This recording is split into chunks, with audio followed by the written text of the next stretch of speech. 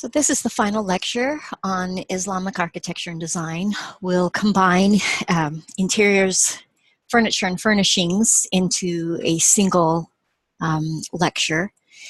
And we have talked already about some of the common features of mosques, and some of those are interior features.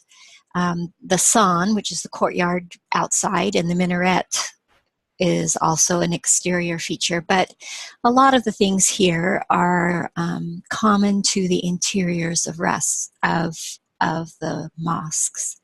We've got rugs, the mihrab, the minbar, the hanging lamps, the calligraphic quotes.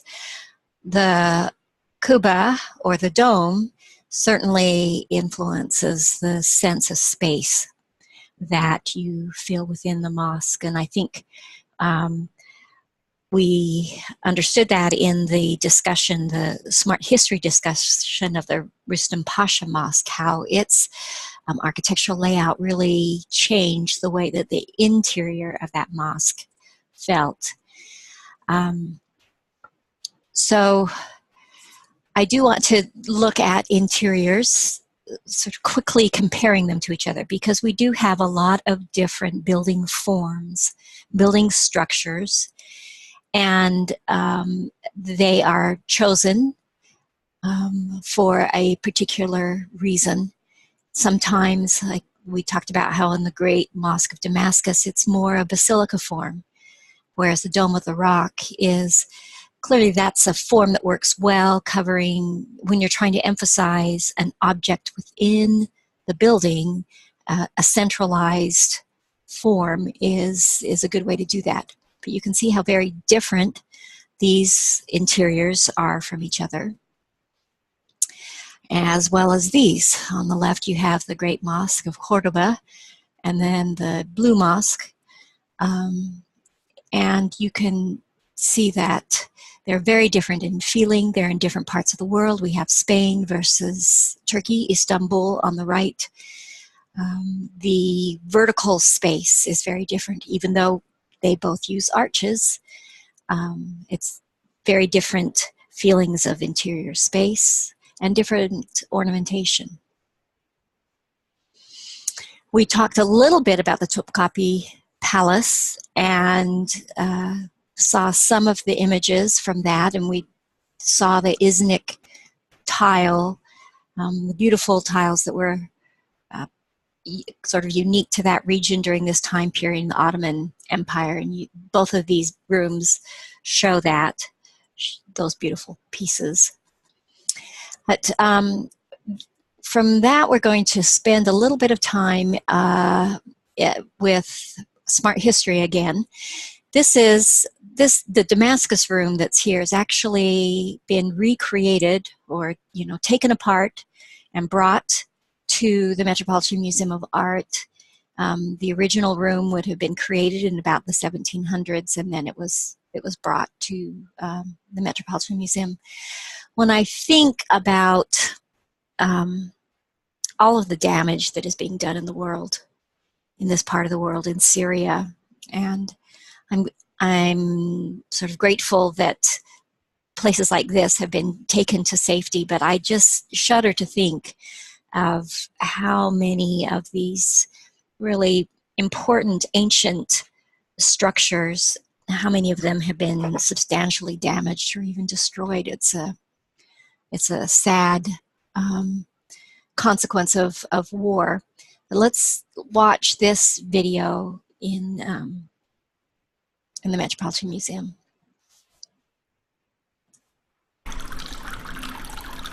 There's this fabulous sound of water on this low fountain in this lush, beautiful room. And that's one of the sounds that would have welcomed anyone into a Damascene house. The sound of the fountain. It would escort you into one of the reception rooms. So we're standing in a qa, which is one of the winter reception rooms from a house from Damascus from the early 18th century that is now in the Metropolitan Museum of Art. It is filled with cut stone, wooden panels which are decoratively carved in complex patterns. There are cushions, and the room's shelves are filled with ceramics and books. It feels as if we're in a very prosperous environment.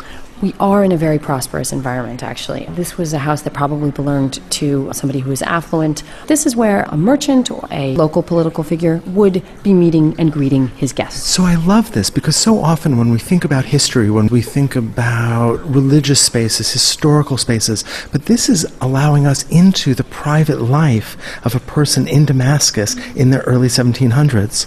Well, and that's what makes it so extraordinary. We get a sense of how people lived. So you have to imagine that you are coming to call on the great man of this house. So you come in. Hopefully you're important enough that as you are ushered in from the courtyard and you come into this qa, you enter the space around the fountain called the ataba, like a threshold. And if you're important, you take off your shoes and you are escorted to sit on the diwan in the other part of the room that is called the tazar. This is this kind of raised platform. If you're not so important, you get stuck in the ataba, which while it's beautiful, it has inlaid stone, it's a big insult to be left there. You're with people's shoes. All right, we don't want to stay down here. So we ascend up this step and we sit on the cushions, and perhaps the servants come in. They might serve us some fruit. They might serve us some refreshing drinks. They might serve us coffee. One of the Arab saints called coffee a gift from God. I'm there. You could also be given a water pipe, a nargila or a hookah as they're often called, so you could smoke apple tobacco. If they were in season, pomegranate juice is something you get in September in Damascus. So you'd be seated, depending on how important you were, towards the central part of the rear wall. And from there you'd be able to really admire the glory of this room, which is decorated in the Ajami style. Ajami means foreign or Persian in Arabic. We don't know where this type of technique comes from, but it was around in Egypt and other parts of the Central Arab lands before it came to Damascus. But what it means and what it is this gorgeous technique that we see on the walls. It was a treatment for wood panels. So what you do is you take your bit of wood, you would put a gypsum mixture down on it. So that's kind of like plaster. Yeah, you'd create a raised and textured surface which you would then stencil, giving yourself a pattern. On top of that, you would put down a type of metal leaf. You could put down gold leaf, you could put down silver leaf. We even get examples of tin leaf, where the tin seems to be from England and was imported. On top of that, it would then be painted. So originally, this room was not as dim as it is now, but pretty vibrant. Incredibly vibrant. You have to think in full technicolor. Now, many of the different houses in Damascus that are still extant today, we have pink, we have light green, we have vibrant blues, fuchsias, purples. We have every gorgeous, vibrant color you can think of. But a lot of these rooms have been revarnished, and that varnish then cannot always be removed. There's really an attempt to create a sense of liveliness for the eye, just like the fountain creates liveliness for the ear. I think that's exactly right, and you really can also see that in one of the most dominant features in the room, the masab, the niche. This is not a prayer niche, it's just a decorative niche. And I noticed that it's aligned on the axis of the entry, so that this would have been the first thing you would have seen. Exactly. And while you have to imagine out the Turkish tiles that are there in the center, it really would have been a spectacular structure. So you can see at the top, you see the hood and the mukarnas. Now those are the little fragments of a dome that create this geometric multiplication, beautifully complex. They are a fundamental element of Islamic art. We see them not only in decorative capacities, but they also are great ways to get from a square base to a dome. So we see them in a lot of mosques. Whenever you see a mukarnas, you know you are somewhere where Islam has been. Within those shelves, within that niche, I see some precious objects. In fact, I see that throughout the room. And so this was really a way of showing off. You would show fantastic ewers, carved metalwork, bowls, ceramics, so people could see your affluence. It was a place in which you could show off your knowledge, your wealth, and we can see the learning and the knowledge in your culture also on the walls when we look at the inscriptions. That calligraphy is the other thing that dominates in this room. We can see that the cornice, both of the ceiling and of the top of the wainscoting of this wooden whole piece, has got cartouches with calligraphy, and then we can see them over most of the niches on the walls. There are 3 poems here. Poetry is a dominant art form in the So there Islamic really world. is this aesthetic quality that exists not only in an auditory sense, not only visually, but also linguistically here. You are meant to be able to look and understand and engage on different levels. all of your senses are being stimulated. I'm interested in the fact that the room doesn't have any fixed furniture and that it was also seasonal. This would have been off the north side of the courtyard so that it could have taken advantage of the sun's direct rays during the winter. We are in the world before air conditioning, and you need to move to where it's either warmest or coolest depending on the weather. So the hall might be your winter reception room because it gets the most sun, it's in the interior, but in the summer you would go to the Iwan, which was usually located on the south side, so it was north facing, which would be much more pleasant in the summer. Originally on the rear wall here, this small niche wasn't there, it was a larger niche, and in there would have been bedding rolls, carpets, things that you would use for sleeping, and you'd bring them down and put them and sleep in here. So you wouldn't have had a dedicated bedroom like we have now. This would have been a space that would have had multiple purposes depending on the season. And depending on the time of day. If I could, I would certainly take up residence in this house or any of the different houses in Damascus because there is something so ethereal and gorgeous about them. And it's one of the things that has attracted travelers to Damascus. People who come to these houses, whether it's Isabella Burton or Frederick Leighton, they are so touched by them that they cannot say how meaningful they are other than that they always long to return.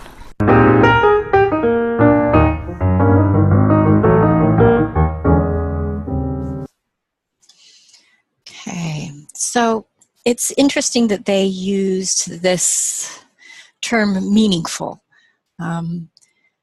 So these rooms, these interiors would have been incredibly meaningful. You saw all of the way that they were organized and used to express some of that meaning.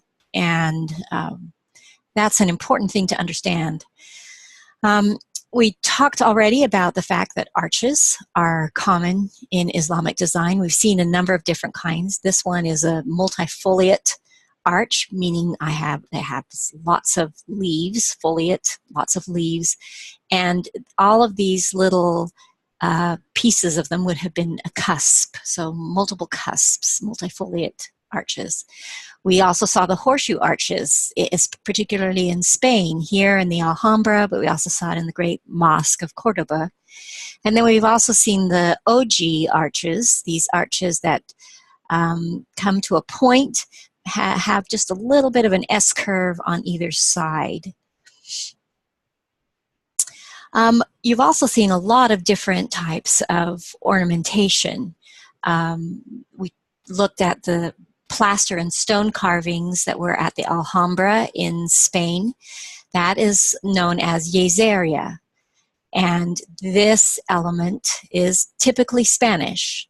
But you have seen a lot of different types of ceramic tiles. These happen to be ceramic, and you'll notice that they have this great geometric element, but that is very similar to what you saw on the roof here, and also on the earlier video in that mosque that had the very, very geometric roof. So those are two very different geographical areas, but you've also seen other kinds of tiles. So here's a little bit more close view at how tiles would have been made. So this very complex pattern only took two different tile shapes. You have this S shape and this star, whereas this one has 7 different shapes to make this pattern. And who knows how many different shapes are required to do something like this. This is actually a fairly recent ceramic patterning that's been done in 1935 with an assortment of stars with varying points, 16, 10, and 8-point stars. Very complex and brilliantly colored. So we have also seen tiles that may have been painted rather than the tile shape itself making the pattern.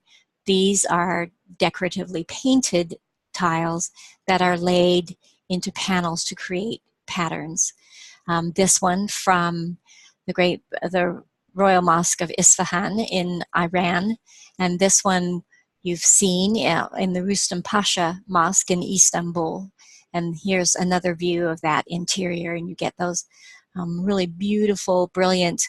You remember that discussion that by the time we introduce red, we're really at a very high level of ability in creating these tiles. Furnishings are fairly minimal. You saw even in that room at the museum, the Metropolitan Museum of Art, that you sat on cushions, low cushions on the floor. There are some furnishings of the mosque in particular, the minbar, we've seen this image before. Quran stands, a place for this most sacred of books, a very special place to keep the book. This one's been beautifully carved, and that's very early from the 1360s. And you may have even seen tables that look like this, maybe even at Pier 1 or someplace like that. But this is a 19th century taboret, or just a small, either round or octagonal table. This one is from either North Africa or Syria, and looks like it might have mother of pearl and other kinds of semi-precious kinds of decoration. We talked about how important the lamps were, the hanging lamps in the mosques. These are all examples of mosque lamps, and you can see how different they are. This one is beautifully made of glass that has been painted. This one of pierced metalwork, and this one ceramic tile mosque from Iznik. So you have these lots of variety. The forms are somewhat similar, but important decorative objects within the mosque. And then we also have some decorative arts in ceramics. We have the Iznik plate here that you see that looks very Chinese with that cobalt blue and white. It is fritware as opposed to porcelain, but it has similar characteristics that we've seen in Chinese, blue and white. And then this one, doesn't that look like the inside of a dome? This bowl that's been painted. And then this is I think is really fascinating. It's a very early paint, and the calligraphy is the decoration that runs around the outside. I think it has a very contemporary almost feel to it. And I think the message of this calligraphy is really important. It's interesting. As early as, so we're talking about 1000 AD, 1000 of the Common Era. First taste of science is bitter. The final taste is honey. So here the Islamic people are talking about science and its importance and what we learn from that. So you can't really talk about Islamic design without talking about carpets. Carpets, woven carpets, are characteristic from early caravans through modern day mosques. We have the woven carpet taking on important significance. So you'll hear all of these terms used and sometimes interchangeably, and there's a lot to know about carpets, and I'm not requiring you to know it in that kind of detail, but you could, again, do an entire course just on woven carpets. And so we have, in the Islamic tradition, we have two main sources. We have the Turkish rugs, and they tend to be a little rougher, not quite as refined as the Persian.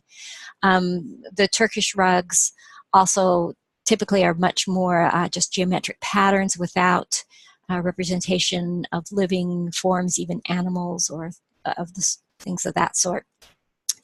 Persia was really the center.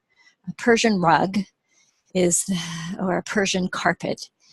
Some of the very, very best carpets come from this 200-year period, the height of the Ottoman Empire, and the same kinds of efficiencies and patronage that you saw from the Ottoman empires that built that beautiful Russian postum.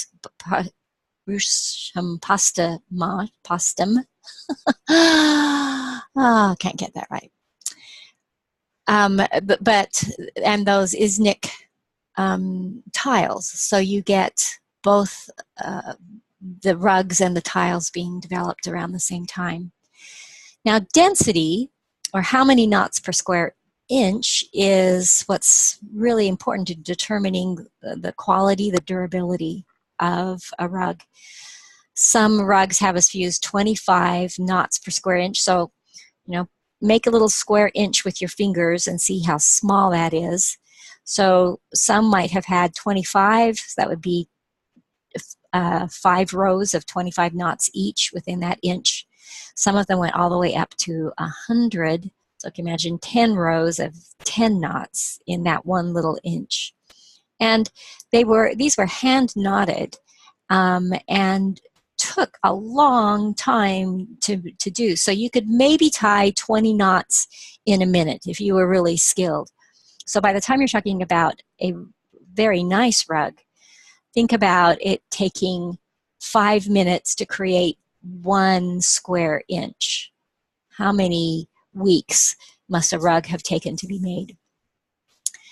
The size and shape of the rugs are determined by their use. Palace carpets with their huge rooms would often have very large rugs, even 14 feet by 24 feet. Those are big rugs that would fit in very few rooms in today's homes.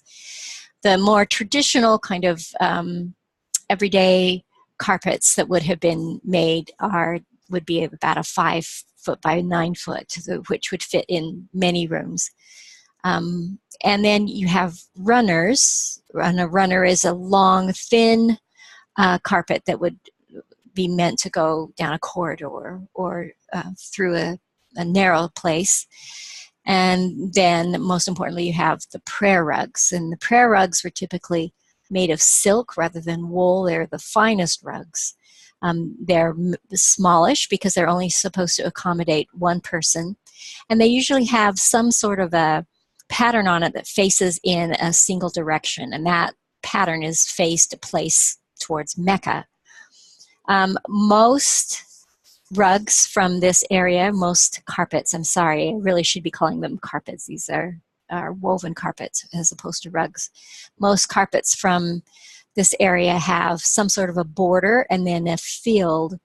And the pattern is dictated by tradition and symbolism.